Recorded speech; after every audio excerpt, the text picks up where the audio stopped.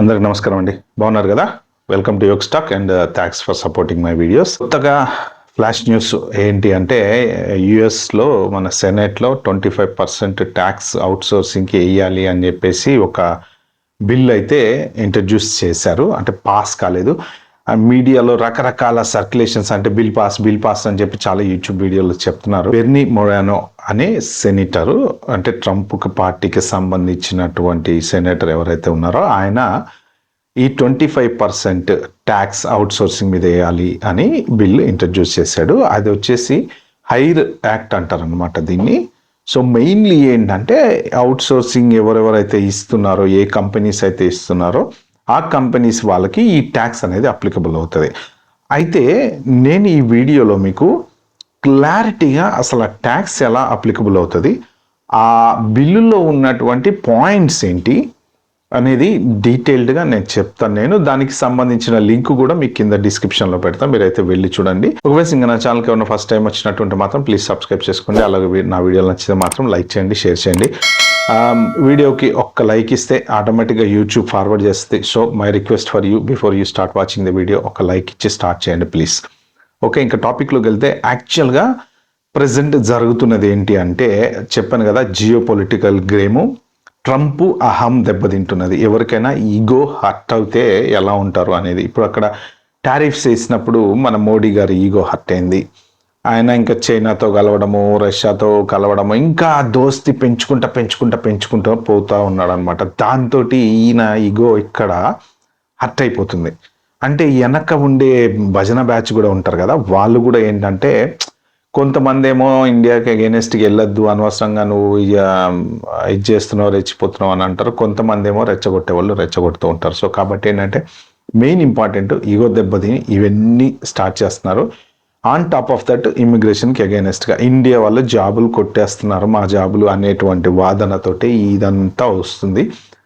అయితే ఇంకా మనం టాపిక్లోకి వెళ్తే బిల్లు 25% టారిఫ్ బిల్లు ఒకటి ఆల్రెడీ హౌస్లో ఇంతకుముందు ఎప్పుడో ఫిబ్రవరిలో ఇంట్రడ్యూస్ చేశారు. ఇది అంటే సిమిలర్ కైండ్ ఆఫ్ దే, కాకపోతే ఇప్పుడు ఈ బిల్లులో ఉన్నటువంటి రూల్స్ కావవి, అది ఇంకా పాస్ కాలేదు, అలానే నడుస్తుంది.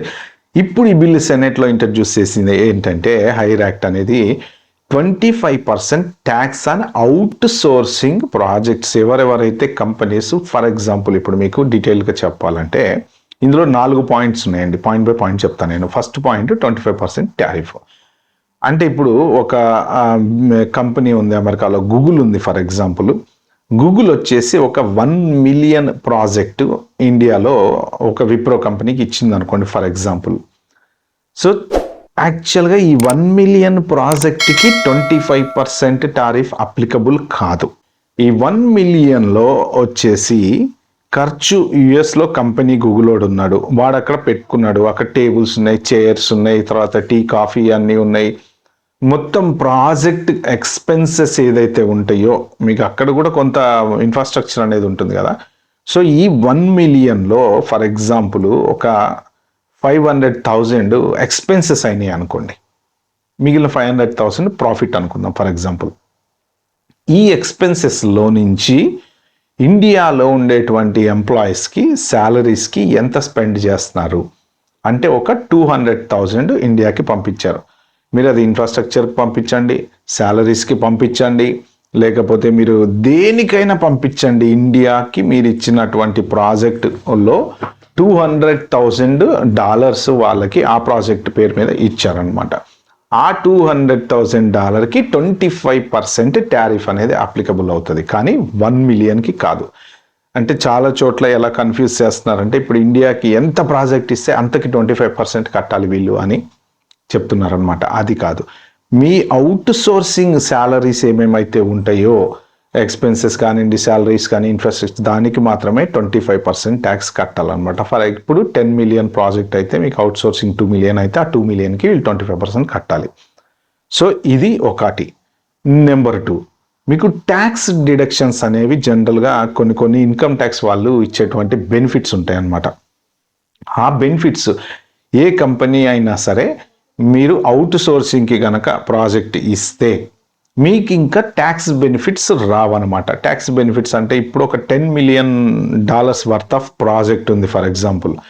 మీరు మొత్తం మొత్తం ఎక్స్పెన్సెస్ ఒక 7 మిలియన్ అయినాయి మీకు. అమెరికాలో ఎక్స్పెన్సెసే కానీ లేకపోతే అవుట్సోర్సింగ్ ఎక్స్పెన్సెసే కానీ కలిపి ఆ 7 మిలియన్లో ఒక $2 మిలియన్ వర్త్ వచ్చేసేసి మీకు ఇండియన్ అవుట్సోర్సింగ్ కంపెనీకి ఇచ్చారు మీరు డబ్బులు. ఏది శాలరీస్కి ఇచ్చారో వాట్ ఎవర్ మీకు ఏదైతే ఉందో. అయితే దీనికి ఇంతకు ముందు ఉన్న దాంట్లో యాక్చువల్గా ఏంటంటే ట్యాక్స్ డిడక్షన్ అనేది ఉండేది. అంటే ఇప్పుడు ఈ 2 మిలియన్ వీళ్ళు ట్యాక్స్ కట్టరు, ఎందుకంటే ఎక్స్పెన్సెస్ చూపిస్తారనమాట.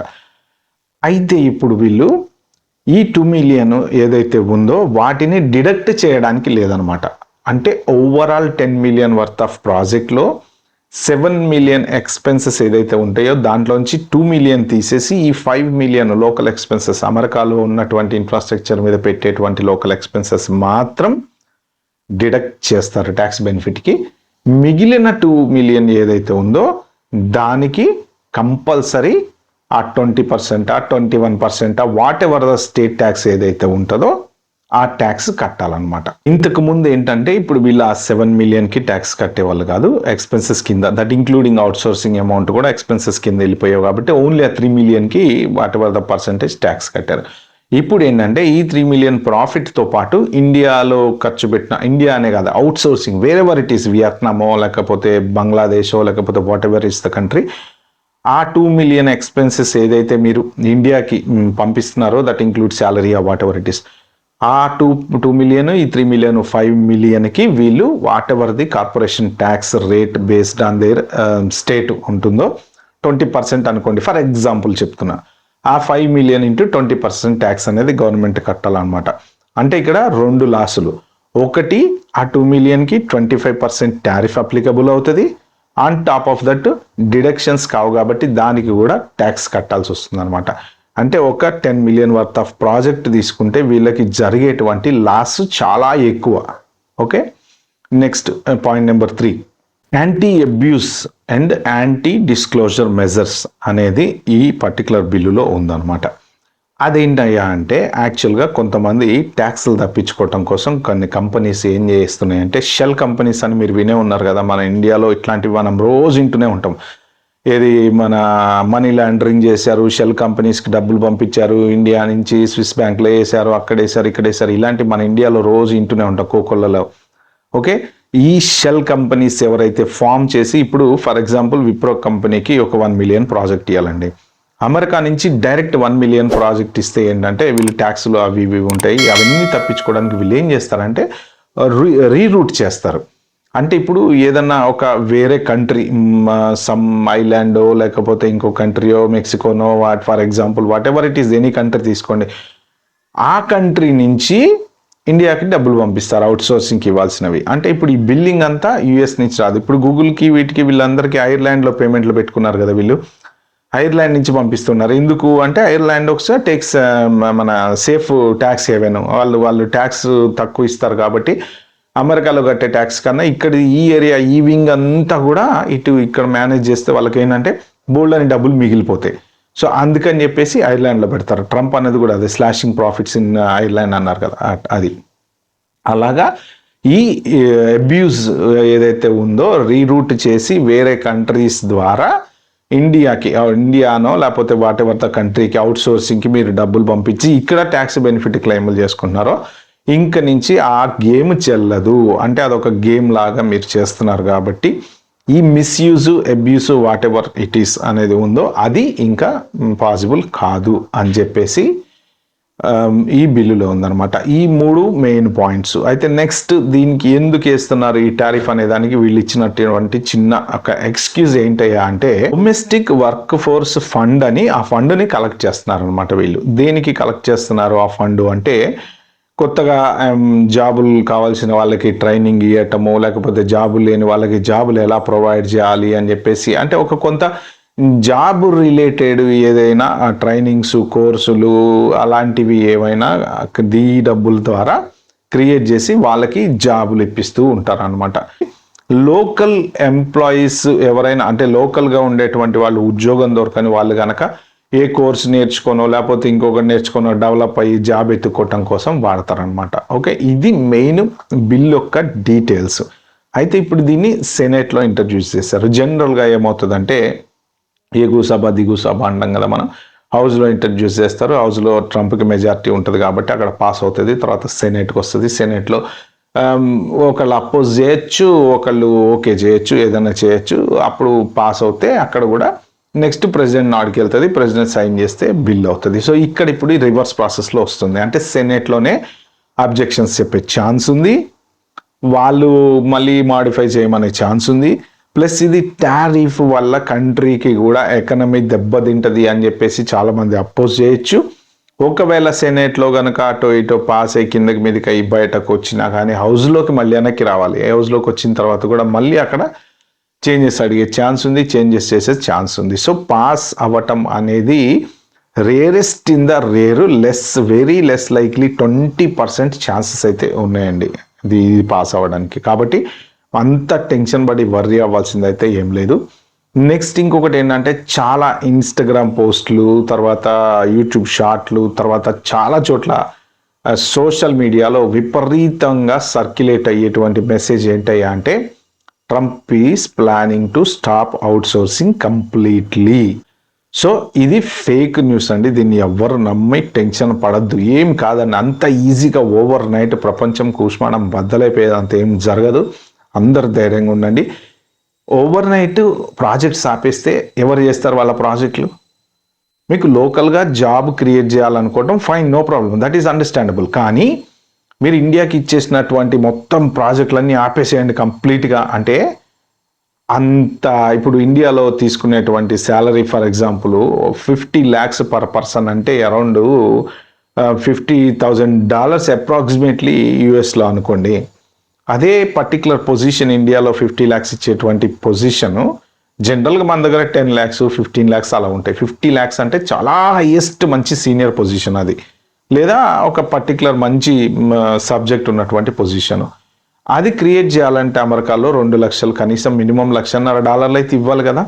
సో కాబట్టి అంత ఈజీగా అవుట్సోర్సింగ్ ఆపేస్తే ఫస్ట్ దెబ్బ తినేది అమెరికానే. ప్రాజెక్టులన్నీ ఆగిపోతాయి, దివాలా తీస్తాయి. ఓకే, కాబట్టి అంత ఈజీగా ఇది అవుట్సోర్సింగ్ ఆపరు. బట్ ఇక్కడ మనం ఈ కథలో తెలుసుకోవాల్సిన నీతి ఏంటంటే మన ఇండియన్ కంపెనీస్ ఏమైతే ఉన్నాయో ఎంతసేపటికి ఒకటి కింద ఇట్లా చేయి జాచుకొని నిలబడినంత కాలం మనం ఇలా భయపడతానే బతకాలన్నమాట. ఎందుకు అంటే యూకే ప్రాజెక్టులు ఇవ్వాలి, యుఎస్ ప్రాజెక్టులు ఇవ్వాలి, ఆస్ట్రేలియా ప్రాజెక్టులు ఇవ్వాలి, లేకపోతే మలేషియా ఇవ్వాలి, సింగపూర్ ఇవ్వాలి. ఇట్లా ప్రాజెక్టులు ఇస్తే మనం వేరే వాళ్ళ ప్రాజెక్టులు చేసి బతుకుతాం తప్ప ఇండియాలో ఉన్న ఇంప్లిమెంటేషన్స్ ఏమైతే మన గవర్నమెంట్కి సంబంధించిన రిలేటెడ్ వర్క్ ఏదైనా ఉంటే మనం ఏదో కంపెనీలు తీసుకుంటే చేసుకుంటాయి, అది వేరే విషయం.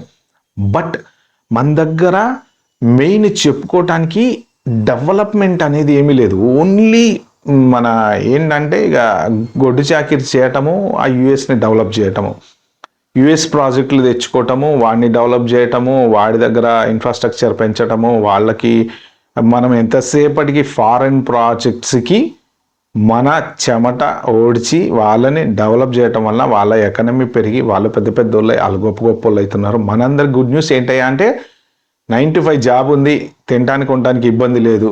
కానీ మనం ఎక్కడ వేసిన గొంగళ్ళు అక్కడే ఉంటాం అంతే. వాళ్ళ మీద డిపెండ్ అవుతాం.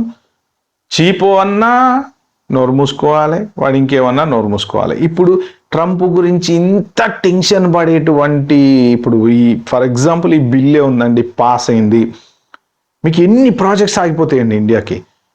ఎందుకంటే ఓవర్ బడ్జెట్ అయిపోతుంది కదా. ఇప్పుడు ఒక పర్టికులర్ ప్రాజెక్ట్ నేను 1 million విప్రోకి ఇచ్చాను, నాకు సడన్గా ఈ బిల్లు పాస్ అయింది, ఈ 1 millionకి ఎక్స్ట్రా ఎంత అమౌంట్ యాడ్ చేయాలి నేను? అప్పుడు ఏం చేస్తాను? నా దగ్గర లేదు బడ్జెట్, నా కంపెనీలో బడ్జెట్ లేదు, ఏం చేస్తా? ప్రస్తుతానికి పాస్ పెట్టంటారా? పాస్ పెడితే ఏమవుతుంది? ఈ ప్రాజెక్ట్ మీద పనిచేసేటువంటి టీం ఏదైతే ఉంటుందో టీసీఎస్, విప్రోనా, Infosys etcetera whatever it is, ఆ టీంకి పని ఉండదు. పని ఉండకపోతే వాళ్ళు బెంచ్ మీదకి వెళ్తారు. ఆ బెంచ్ మీద ఉన్న వాళ్ళు ఎన్ని రోజులు? ఇక వాళ్ళకి వేరే ప్రాజెక్ట్ దొరికే వరకు. అన్ని కంపెనీల పరిస్థితి ఇదే కదా. అంటే కొన్ని డబ్బులు బాగున్న కంపెనీలు ఏం చేస్తాయంటే ఓకే అయితే అయింది ఎక్స్ట్రా ఇచ్చేస్తారు, నడిపిస్తూ ఉంటారు, ఫైన్. డబ్బులు లేనటువంటి కంపెనీస్ కానీ, డబ్బులు తక్కువ రీజనబుల్ బడ్జెట్ మీద నడిచేటువంటి ప్రాజెక్టులు కానీ దెబ్బతింటే ఇండియన్ జాబ్ ఎంప్లాయ్మెంట్ అనేది భయంకరంగా దెబ్బతింటుంది. మనోళ్ళు ఫస్ట్ ఎగిరిపోయేది హైయెస్ట్ శాలరీ ఉన్నోళ్ళు, నెక్స్ట్ ఎగిరిపోయేది ప్రాజెక్టులు ఎవరైనా పాస్ పెడితే, సో ఇలాంటి ప్రాబ్లమ్స్ అన్నీ మన దగ్గర ఉంటాయి.